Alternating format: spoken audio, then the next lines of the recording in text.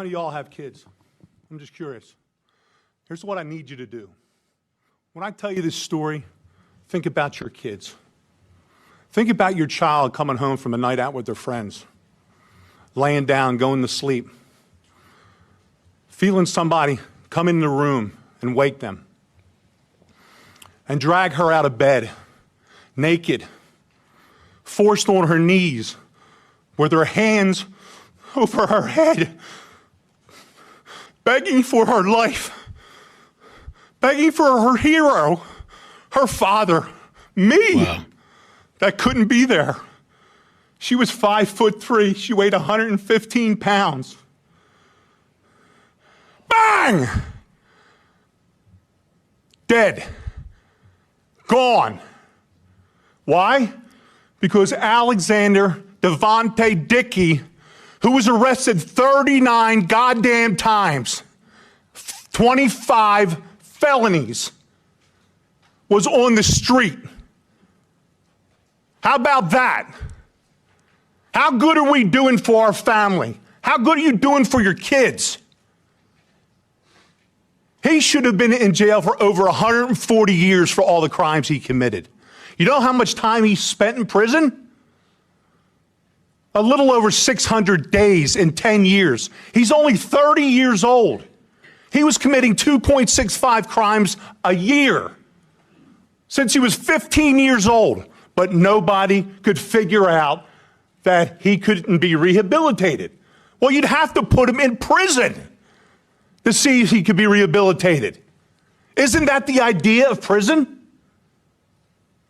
But no, my daughter wanted to be a teacher. She finally figured it out 2 weeks before she was executed.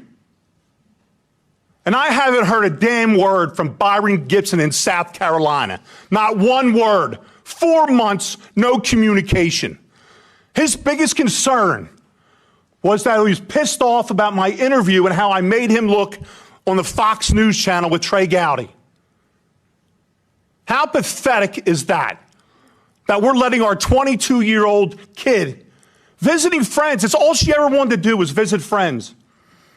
And she literally was executed while on her knees, begging for her life. Her name's Logan Federico, not Irina.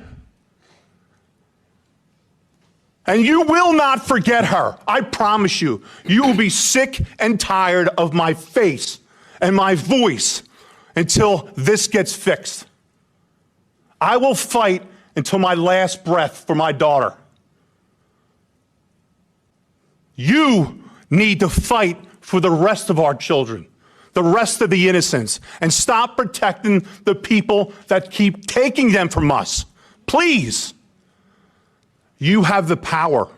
We put you in the power to do what you have to do. We're asking you, we're begging you all to stop this. 39 crimes in 10 years. It's ridiculous. 25 felonies. Can anybody there here explain to me, well, how possibly he could be on the street? Possibly be on the street. How is it possible? I could sit down in a room and I could explain the whole process of how it failed, how South Carolina failed, Logan, okay? How lack of communication. What y'all did, you woke up a beast and you pissed off the wrong daddy. Because I'm going to put it out there, and I'm not going to be quiet until somebody helps. Logan deserves to be heard. Everyone on this panel deserves to be heard. And we will. Trust me. My daughter laid on the floor for 7 hours before somebody in that house recognized that something was wrong. And that career criminal, an hour later, went on a spending spree with her debit card. When they saw his face on a video, they didn't have to do a check. He was arrested so many times, they knew who he was. They knew exactly where to go get him. Pathetic. Absolutely pathetic that I'm here today. Thank you for your time. Wow. I've never heard of the story before. Very sad. Logan, 22 years old. So this happened. Okay, this video where the dad is like talking right now, this happened today, the video itself. And so they had he was at the U.S. House Judiciary Subcommittee field in North Carolina today, September 29th, where they were talking about rising violent crimes, featuring testimonies from families of murdered women like Irina, Logan, about repeat offenders. And so he was very, very upset, understandably so, and emotional. Real quick, let me just show you this other clip, and I'll give you a little bit of the backstory. This, I guess this, who's this? Rep Ross just confused Logan, who was murdered by a career criminal, with Irina.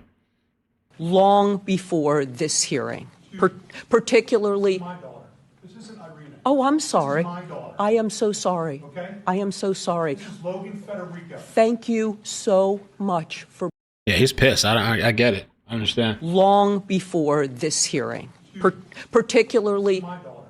This isn't Irina. Oh, I'm sorry. This is my daughter. I am so sorry. Okay? I am so sorry. This is Logan Federico. Thank you so much for bringing that. Thank you. Thank you, sir. I am so sorry. Saying he went nuclear. Father of 22-year-old Logan Federico goes nuclear, and Democrats soft on crimes. It's true, man. It really is true. They keep letting these people come out, get in and out, get in and out, get in and out all the time. They don't have no time. They don't have to pay no bail. So she was renting a home. This incident happened May 2025. The little bit that I read, there was supposedly some type of home invasion, I guess. She was renting a home while visiting friends, renting in Columbia, South Carolina. The shooting occurred May 2025. The suspect, Alexander Devonte Dickey, about 30 years old, and he's reported to have had nearly 40 arrests and 25 felony charges. Supposed systemic failure. Some charges were mislabeled, pled down, or never properly entered. I also read something else about, so in 2014, he had a burglary case. He was treated as a first-time offender because prior convictions were from other counties. So this guy could be in different counties committing crimes, and they're like, oh, he's a first-time offender, supposedly. So the father is calling for the death penalty of this person that killed his daughter. Very sad. And let me show you, of course, a picture of her here. I just wanted to give you guys a little update on this. I was scrolling and I was kind of looking. I thought this looked interesting. You know, it was just seeing the soft on crimes, and it does kind of, you think of Irina too. That guy, I don't know how many times have been arrested and been let go, and it's just these people are just being let to run the streets and attacking innocent people, killing innocent people. So yeah, thank you guys. Peace. Bloop, bloop.